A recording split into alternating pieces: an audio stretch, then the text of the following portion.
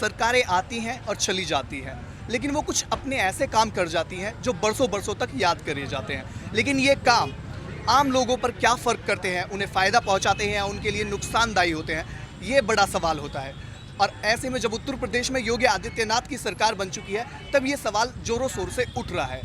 योगी आदित्यनाथ की सरकार बनने के बाद सरकार ने अपने तर्ज पर कई ऐसी योजनाएं शुरू की हैं, ऐसे कई काम शुरू किए हैं जिन पे सवाल भी उठ रहे हैं, साथ में उनकी तारीफ़ें भी हो रही है। इन कामों में सबसे पहले आता है बूचड़ खानों को बंद करना। बूचड़ खाने बंद होने के बाद उत्तर प्रदेश में जो इस कारोबार से जुड़े लोग थे, उन पे क्या फ़र्क पड़ा है, उनकी रोजी रोटी पे क्या फ़र्क पड़ा है, उनके परिवार पे क्या फ़र्क पड़ा है, इसी के बारे में जानने के लिए आज हम आ चुके हैं गाज़ियाबाद के सईद नगर में। ये मुस्लिम बहुल इलाका है, यहाँ पर मीट का कारोबार काफ़ी ज़्यादा होता है। यहाँ पे जो हमारे साथ तमाम जो लोग खड़े हैं, ये सब मीट का ही कारोबार करते हैं। अपने अपने इनके सभी के छोटे छोटे कारोबार हैं, ये लोगों के लिए सप्लाई करते हैं, ये होटलों में सप्लाई करते हैं। लेकिन जिस तरह से बूचड़ खाने बंद हो चुके हैं, विशेष तौर पे अवैध बूचड़ खाने जो सरकार जिसके लिए कह रही है, उसके बाद इनकी जीविका पर क्या फ़र्क पड़ा है, यही हम जानने की कोशिश करेंगे। आपका नाम?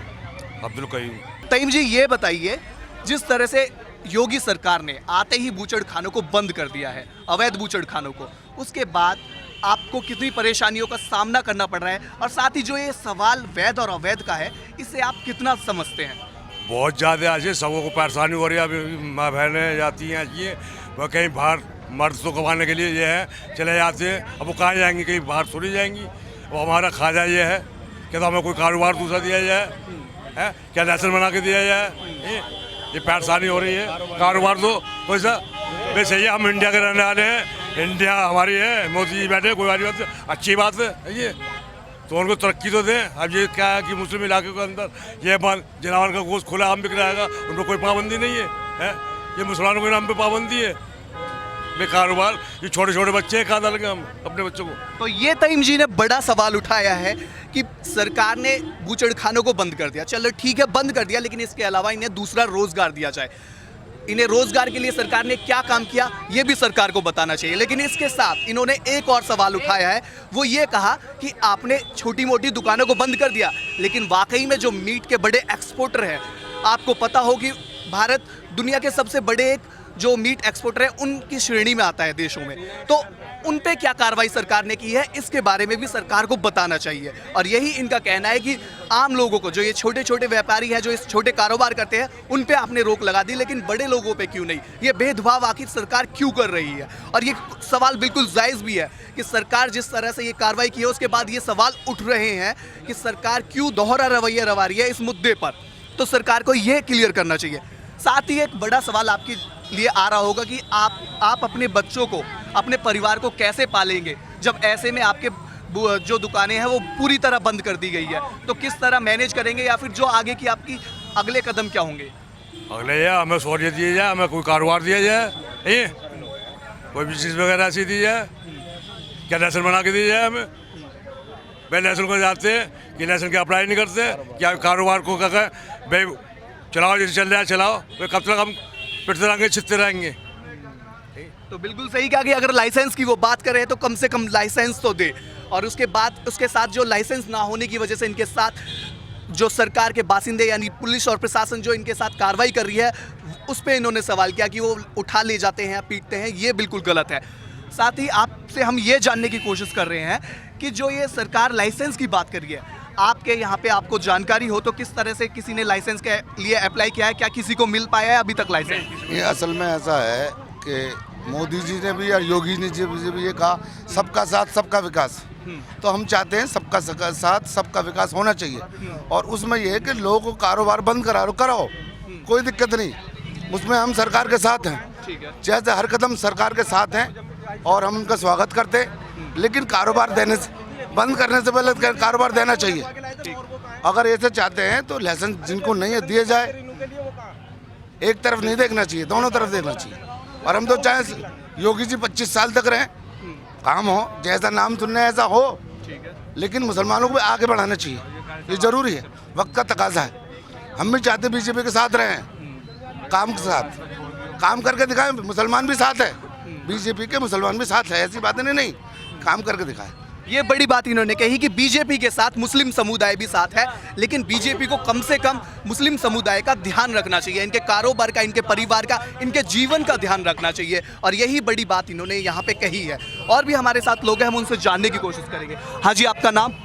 कारी अब्दुल मुजीब।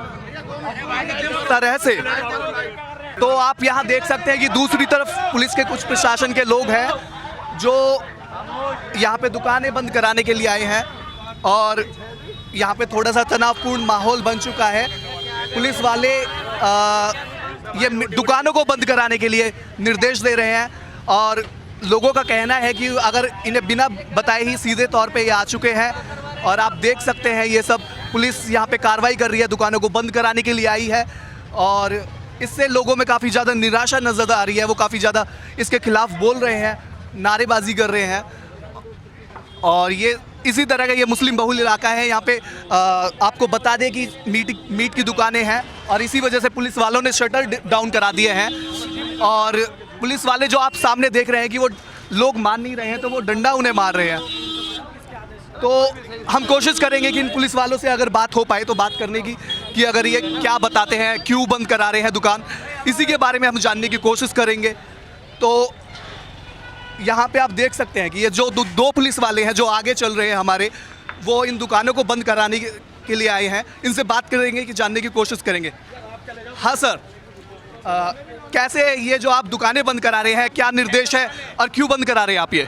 ये नव दुर्गा की वजह से। अच्छा, नव दुर्गा की वजह से इनका कहना है। तो विशेष तौर पे आप ये मीटों की दुकानें बंद करा रहे हैं या सभी तरह की दुकानें? सब नहीं करा रहे हैं, मीटों के।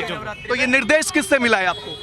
हमें अधिकारियों का मिला, आला अधिकारियों से। तो उन्होंने क्या कहा था आपसे? कि ये मीट की दुकानें बंद करा। तो इन्हों का यही कहना है कि आज नवरात्रों की वजह से ये दुकानें बंद। अभी होटल बंद हुए नहीं, आज से पहले तो होटल बंद हुए नहीं कभी। आज से पहले हो गया, यही हो गया तो आज ही बंद हो गए, आज से पहले बंद नहीं हुए। माना मीट की दुकान रोडों की बंद होगी, हिंदू और ये की दुकान है वो बंद कर देंगे, लेकिन मुस्लिम एरियो में भी आएंगे, बहुल क्षेत्रों में बंद करने।